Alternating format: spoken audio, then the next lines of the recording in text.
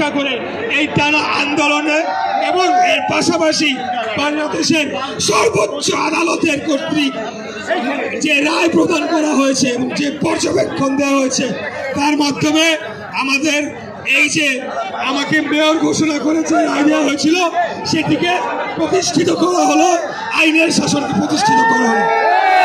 এখন সর্বশেষ যে কথাটি বলতে চাই, আমরা বন্ধ করো, এই ফুল ছিটানো বন্ধ করো, এই ফুল ছিটানো বন্ধ কর।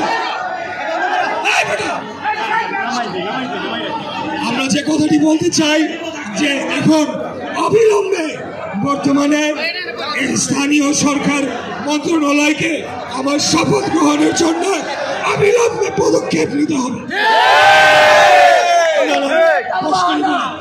আপনারা শপথ নিয়ে যে টালবাহানা করেছেন তারই পরিপ্রেক্ষিতে আজকে টানা 2 সপ্তাহ নগর ভবনের সকল কার্যক্রম স্থবির হয়ে পড়েছে। এটি করার কোনো এখতিয়ার আপনাদের নাই। নির্বাচন কমিশন কর্তৃক গ্যাজেট ঘোষণার পরপর আপনাদের উচিত ছিল আমার শপথ গ্রহণের অনুষ্ঠান সম্পূর্ণ।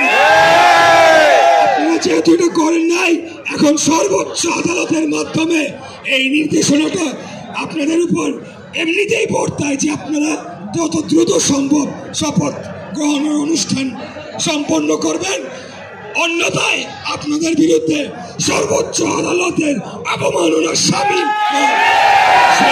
অভিযোগ চলে আসবে। তো প্রিয় নেতৃবৃন্দ, আর কোনো বক্তব্য এখন আমরা দিব না। আমাদের দাবি একটাই, সর্বোচ্চ আদালত কর্তৃক নির্দেশিত হয়ে যে রায় আমাদের পক্ষে এসেছে সেটির অবিলম্বে কার্যকর করতে হবে, অবিলম্বে বাস্তবায়ন করতে হবে। শেষ কথা, ধন্যবাদ।